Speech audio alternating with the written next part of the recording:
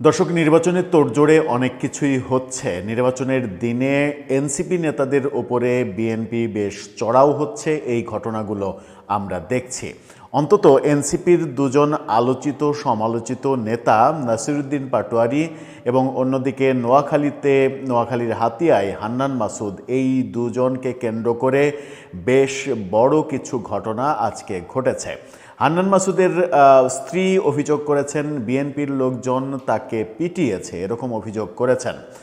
হান্নান মাসুদ সম্পর্কে বিএনপি অভিযোগ করেছে তাকে অস্ত্রসহ রাস্তায় আটক করা হয়েছিল। পুলিশ তার কাছ থেকে অস্ত্র উদ্ধার না করে তাকে ছেড়ে দিয়েছে। অনেকক্ষণ এই ব্যাপারটা নিয়ে পুলিশের সঙ্গে একটা বড় গোলযোগের ব্যাপার আমরা বিএনপির কর্মীদের দেখেছি। অন্যদিকে ঢাকাতে আমরা দেখেছি নাসিরুদ্দিন পাটোয়ারি ঢাকা ৮ আসনের একটা কেন্দ্রে পরিদর্শন করতে গেলে বিএনপির নেতা কর্মীরা তার উপরে চড়াও হয় এবং তাকে এক পর্যায়ে সেই কেন্দ্র থেকে সেনাবাহিনীর সহায়তায় বেরিয়ে যেতে আমরা দেখেছি। বেরিয়ে যেতে তিনি বাধ্য হন। সে সময় ধস্তাধস্তি হয়, ধাক্কাধাক্কি হয়, একজনকে মারধরের ঘটনা ঘটে এবং প্রচণ্ড আকারে ভুয়া ভুয়া স্লোগানের ব্যাপারগুলো আমরা দেখেছি। কেন এগুলো হচ্ছে? নির্বাচনের দিন, নির্বাচনের ফলাফল ঘোষণা হতে হতে তো আগামীকাল ছাড়া হবে না। নির্বাচনের দিনে বিএনপি এনসিপির ওপরে চড়াও হচ্ছে কেন? এগুলো কি একটা বার্তা দিচ্ছে যে নির্বাচনে বিএনপি বিজয়ের দিকে যাচ্ছে, সেই কারণেই এখন থেকেই এনসিপি নেতাদের উপরে এক ধরনের চড়াও হওয়ার চেষ্টা করছে তারা? অন্যদিকে বিএনপি যে অভিযোগগুলো করছে সেই অভিযোগগুলোই বা কতটুকু আমলযোগ্য? চলুন একটু জেনে দেখি নোয়াখালীর হাতিয়ায় এবং এদিকে ঢাকা ৮ আসনে কি কি ঘটনা আজকে ঘটল। থাকবেন পলিটিক্স টিভির নিয়মিত আয়োজনে।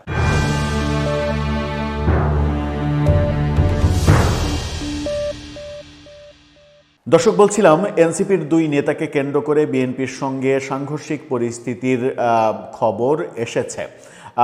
হান্নান মাসুদের স্ত্রী তিনি দাবি করেছেন তাকে বিএনপির লোকজন পিটিয়েছে। গত রাতে একবার হান্নান মাসুদের লোকজনের সঙ্গে বিএনপির লোকজনের মারামারির খবর এসেছিল। সামাজিক যোগাযোগ মাধ্যমে, গণমাধ্যমে খুব একটা খবর হতে আমরা দেখিনি। আজকে গণমাধ্যম বাংলা ট্রিবিউন হান্নান মাসুদের স্ত্রীকে কেন্দ্র করে একটা নিউজ করেছে। সেই নিউজের শিরোনামটা আপনারা দেখে নিন। সেখানে বলা হচ্ছে, আমাকে রড দিয়ে মেরেছে বিএনপির সন্ত্রাসীরা।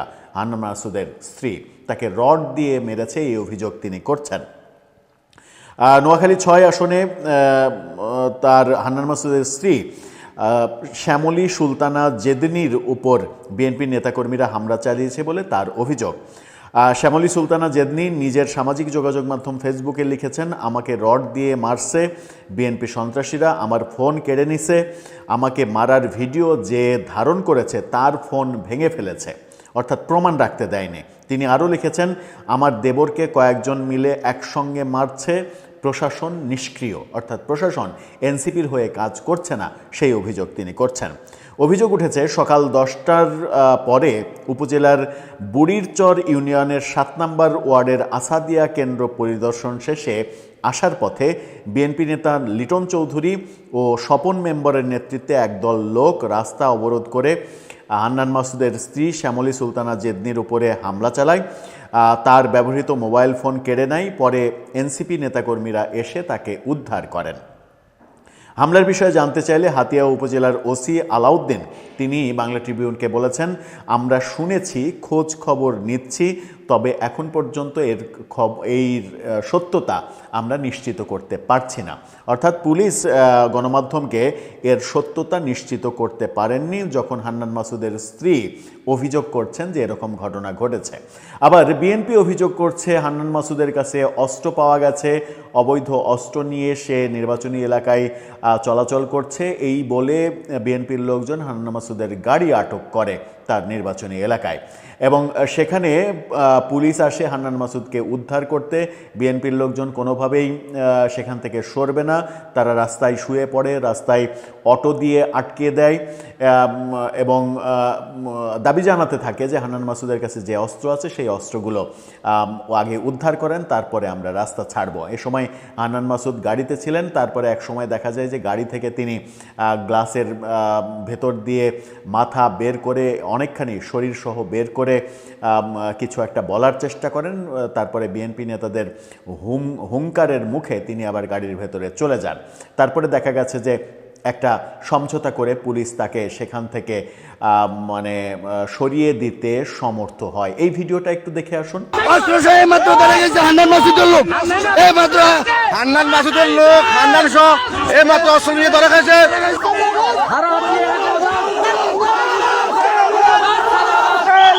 এই ভিডিওতে যে মানে পরতে পরতে দেখলেন যে ঘটনাগুলো, সংক্ষেপে সেই ঘটনাগুলো যেটা আমি বললাম প্রথমে, সেই ঘটনাগুলো ঘটেছে এবং সেখানেও ভুয়া ভুয়া স্লোগান হয়েছে এবং হান্নান মাসুদের বিরুদ্ধে স্লোগান হয়েছে।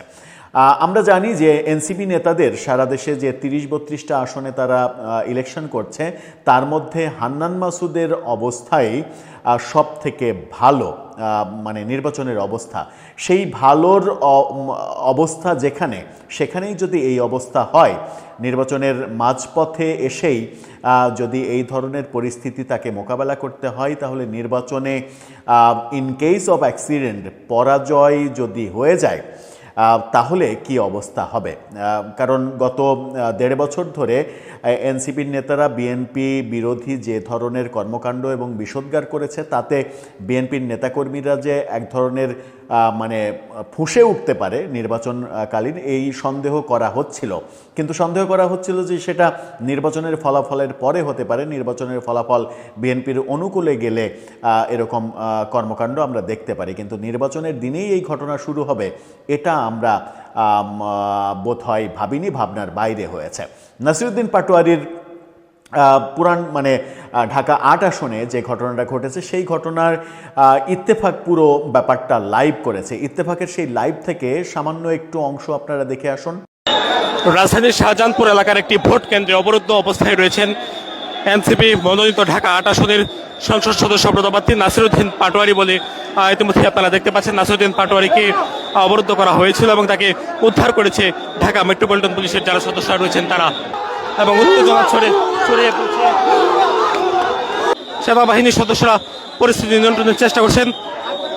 দর্শক আপনারা দেখতেই পাচ্ছেন সেনা সদস্যরা পরিস্থিতি নিয়ন্ত্রণের জন্য ঘটনাস্থলে এসে পৌঁছেছেন। নাসিরউদ্দিন পাটোয়ারির এই ভিডিওর বিভিন্ন অংশ সামাজিক যোগাযোগ মাধ্যমে অলরেডি ভাইরাল হয়ে গেছে। দুপুর থেকে এই ভিডিওটা ছড়িয়ে পড়তে শুরু করে এবং বিভিন্ন অংশ ভাইরাল হয়। বিশেষ করে তাকে নিয়ে ধাক্কাধাক্কি হচ্ছে, তাকে নিয়ে ভুয়া ভুয়া স্লোগান হচ্ছে এবং ওখানে বিএনপির নেতাকর্মীরা দাবি করেন যে হান্নান মাসুদ ইচ্ছা করে এখানে গ্যাঞ্জাম করতে এসেছে, বহিরাগত এখানকার ভোটার না, এরকম ১-১৫০ জন লোক নিয়ে এসে সে পরিকল্পিতভাবে এখানে একটা গ্যাঞ্জাম সৃষ্টি করতে চেয়েছে যেন বিএনপির লোকদের ওপরে দোষারোপ করা যায়। হান্নান মাসুদের এই ব্যাপারে বক্তব্য গণমাধ্যমে পাওয়া যায়নি। ইত্তেফাকের ওই লাইভেই বিএনপি নেতাকর্মীদের আমরা বলতে শুনেছি এ ধরনের কথা। তবে ওখানে চরমভাবে হেনস্থার শিকার হয়ে সেনাবাহিনীর দ্বারা উদ্ধার হয়ে তিনি যে গাড়িতে ওখান থেকে খুব দ্রুত সরে যেতে বাধ্য হয়েছেন, এই দৃশ্য আমরা দেখেছি গণমাধ্যমের ফুটেজে। এই খবরগুলো, এই দুইটা গুরুত্বপূর্ণ ঘটনা যখন ঘটছে, তখন গত রাতে আমরা দেখেছি যে হাসনাত আবদুল্লাহ কুমিল্লার দেবিদ্বার থেকে নির্বাচন করছেন কুমিল্লা ৪ আসনে। তিনি ফেসবুক লাইভ করেছেন এবং ফেসবুক লাইভ করে তিনি হতাশার কথা বলছেন। তিনি বলছেন যে একদিনের মধ্যে মিডিয়ার চরিত্র পাল্টে গেল, মিডিয়া এই ধরনের ইউটার্ন করলো, মিডিয়া পোল্টি খেলো, ব্যাপারটা তিনি বুঝতে পারছেন না, তিনি ব্যাপারটা কনফিউজড হয়ে গেছেন এই ব্যাপারটাতে।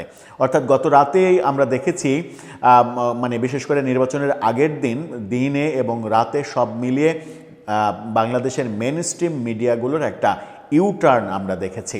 এতদিন যে মেইনস্ট্রিম মিডিয়াগুলো এনসিপিকে নানাভাবে খবরের শিরোনাম করে রেখেছে পজিটিভভাবে, কিংবা জামাতকে নানাভাবে এক ধরনের মিডিয়া পৃষ্ঠপোষকতা দিয়েছে, সেই মিডিয়াকেই আমরা একেবারে 360 ডিগ্রি ইউটার্ন করতে দেখেছি। সেই ব্যাপারেই হতাশা ব্যক্ত করতে শুনেছি আমরা হান্নান মাসুদকে। হান্নান মাসুদ যখন হতাশা ব্যক্ত করেছেন, তখন এই ব্যাপারগুলো কি বার্তা দেয়? গত রাতে তিনি যখন লাইভ করছিলেন এবং লাইভে তার চেহারায় একটা হতাশা আমরা দেখেছি। এই হান্নান মাসুদের গতরাতের হতাশা আজকে মানে হাসনাত আবদুল্লাহর গতরাতের হতাশা এবং আজকে হান্নান মাসুদের ওপরে চড়াও হওয়া, বিএনপির হান্নান মাসুদের স্ত্রীকে আক্রমণ করা, নাসিরউদ্দিন পাটোয়ারির ওপরে চড়াও হওয়া, এগুলো খুব একটা মানে বিপ্লবীদের জন্য, জুলাইয়ের যারা বিপ্লবী তাদের জন্য খুব একটা পজিটিভ বার্তা দিচ্ছে না। ব্যাপারটা এরকম হতে পারে যে নির্বাচনে তারা যদি পরাজিত হয়, তাদের মানে ঠিকভাবে টিকে থাকাটা মুশকিল হয়ে যাবে, নাম্বার ওয়ান। নাম্বার টু, নির্বাচনে যা এই এত ঘটনার পরেও তারা যদি নির্বাচনে বিজয়ী হয়, তাহলে তারা আবার উল্টো প্রতিশোধের নেশায় মত্ত হলে একটা বাজে পরিস্থিতির জন্ম হবে বাংলাদেশে আবারও, যেটা 2024-এর অভ্যুত্থান পরবর্তী সময়ে দেখেছিলাম, সেরকম একটা ব্যাপার 1.5 বছর পরে আবারও আমরা মুখোমুখি হতে পারি। দর্শক, আপনার কি মনে হয়? আপনার মতামত জানিয়ে লিখতে পারেন আমাদের কমেন্ট বক্সে।